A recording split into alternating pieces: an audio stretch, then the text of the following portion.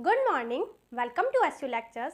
सो यहाँ पर हमारा टॉपिक है बैंकर्स एल्गोरिदम। यहाँ पर आप देख सकते हैं ये हमें सॉल्व करना है। ओके, सबसे पहले ये हमारे प्रोसेसेस हैं P0, P1, P2, P3, P4। ये हमारे पास 5 प्रोसेसेस हैं एंड यहाँ पर हमारे पास रिसोर्सेज हैं A, B, C, D। मतलब ये रिसोर्सेज हमारी कुछ भी हो सकती है। मान लीजिए प्रिंटर हो सकती हैं और प्रोसेसर हो सकते हैं, मेमोरी हो सकती है। सो ये हमारी रिसोर्सेज हैं जिन्हें हमने नेम्स दे दिए हैं A, B, C, D। यहाँ पर P0 की एलोकेशन है 1C रिसोर्स हमने एलोकेट की हुई है P0 को, 2D रिसोर्सेज हमने एलोकेट की हुई है P0 को एंड ये हमारी मैक्सिमम नीड है, ये अवेलेबल रिसोर्सेज है हमारी एंड यहाँ पर हमारी रिमेनिंग नीड है। सो यहाँ पर हम सबसे पहले रिमेनिंग नीड सॉल्व करेंगे। रिमेनिंग नीड का यहाँ पर हमारा फॉर्मूला है remaining need is equal to maximum need minus allocation. ठीक है, यहाँ पर आप खुद भी समझ सकते हैं जो हमारी बची हुई नीड है, मतलब रिमेनिंग नीड का मीन्स जो हमारी बाकी जो हमारी नीड है वो क्या है, मैक्सिमम नीड माइनस जो हमारी एलोकेट हुई भी हैं। जब आप इनको माइनस करेंगे तो हमारी क्या निकल जाएगी, रिमेनिंग नीड निकल जाएगी।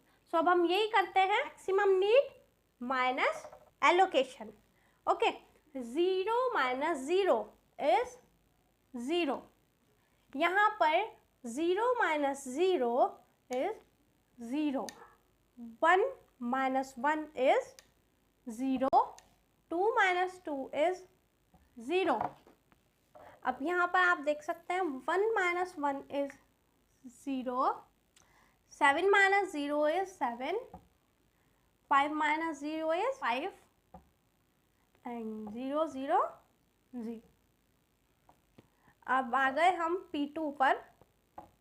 2 minus 1 is maximum need minus allocation is 2 minus 1 is 1, 3 minus 3 is 0, 5 minus 5 is 0, 6 minus 4 is 2. Okay, so 0 minus 0 is 0, 6 minus 6 is 0, 5 minus 3 is 2 and 2 minus 2 is 0. के बाद हमारा आ गया 0 minus 0 is 0, 6 minus 0 is 6 and ये आ गया हमारा 4 and ये 2। ठीक है, सो हमारी जो रिमेनिंग नीड है वो हमारी सॉल्व। अब हम कैसे सॉल्व करेंगे, अब आप यहाँ देख सकते हैं अवेलेबल रिसोर्सेज, ये हमारी इतनी रिसोर्सेज जो हैं वो हमारी अवेलेबल हैं। अब यहाँ पर रिमेनिंग नीड चेक कर लीजिए। यहाँ पर P0 प्रोसेस की नीड आप बताइए यहाँ पर पूरी हो रही है। अवेलेबल कितनी है हमारे पास, 1 अवेलेबल है एंड यहाँ पर 0 नीड है, हो रही है 5, यहाँ पर 0 है, हो रही है, अवेलेबल है, वो हमारा ज़्यादा होना चाहिए नीड से। जो हमारी अवेलेबल है वो हमारी ग्रेटर देन इक्वल होना चाहिए नीड से, तब हमारी कंडीशन ट्रू होगी। एंड अगर कंडीशन ये है कि नीड तो हमारी ज़्यादा है और अवेलेबल इतनी रिसोर्सेज है नहीं, तो वहाँ पर समझ लीजिए कंडीशन हमारी फॉल्स है।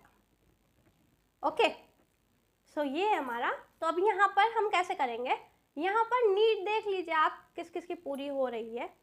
P0 की हमारी नीड पूरी हो जाएगी क्योंकि हमारे पास रिसोर्सेज अवेलेबल है। हम फर्स्ट से देखना स्टार्ट करें। P0 को सभी रिसोर्सेज मिल जाती हैं और P0 हमारा एग्जीक्यूट हो जाता है।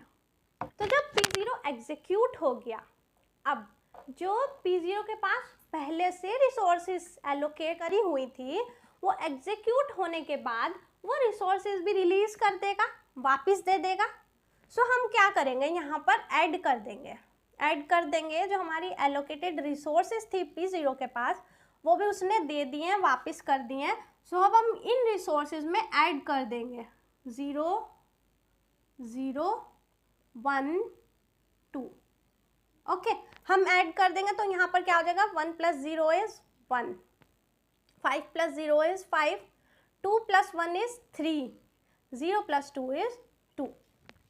ओके, सो अब आप देख सकते हैं यहाँ पर हमारा P0 तो कंप्लीट होता है। अब हम आते हैं P1 पर।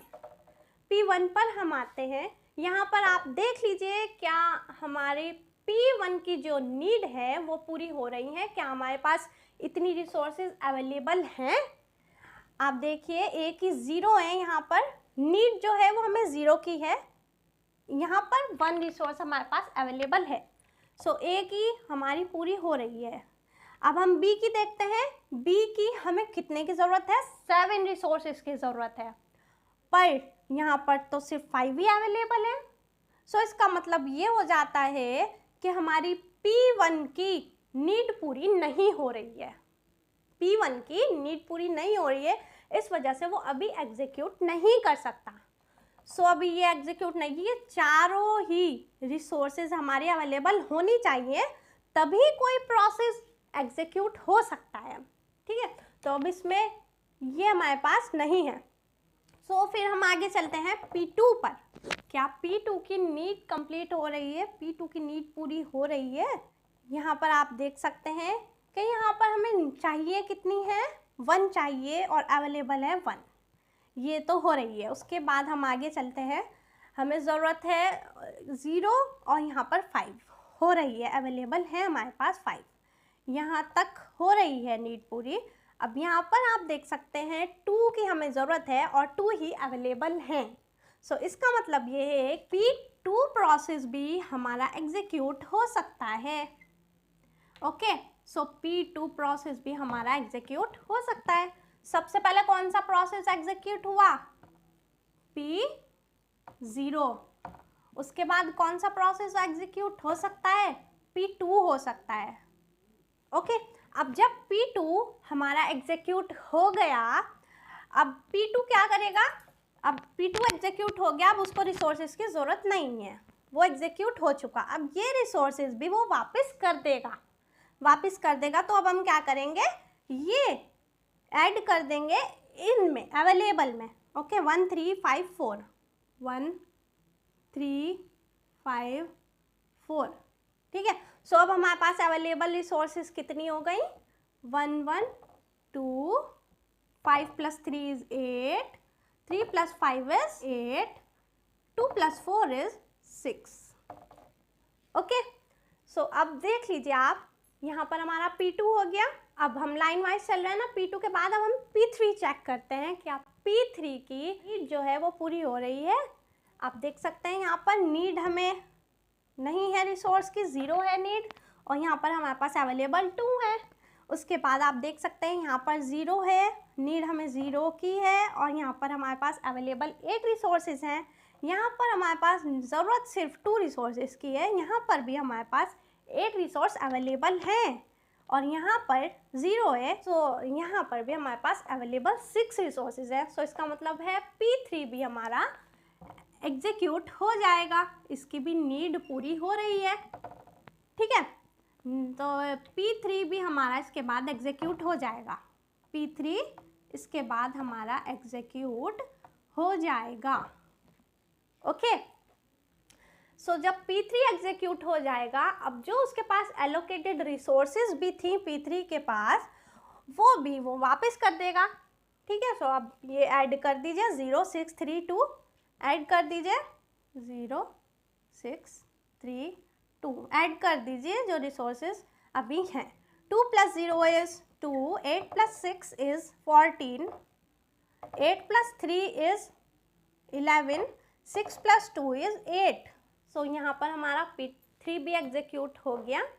उसके बाद हम देखते हैं P4 को, P4 की नीड पूरी हो रही है, यहाँ पर 0 है अवेलेबल, हमारे पास 2 रिसोर्सेज हैं, यहाँ पर 6 की ज़रूरत है हमें, हमारे पास 14 अवेलेबल है, यहाँ पर सिर्फ 4 की ज़रूरत है हमें, 11 अवेलेबल है हमारे पास रिसोर्सेज, यहाँ पर सिर्फ हमें 2 की ज़रूरत है, यहाँ पर हमारे पास 8 रिसोर्सेज अवेलेबल है। सो इसका मतलब ये है सिर्फ P4 भी हमारा एग्जीक्यूट हो जाएगा, इसकी भी ज़रूरत पूरी हो रही है, नीड पूरी हो रही है।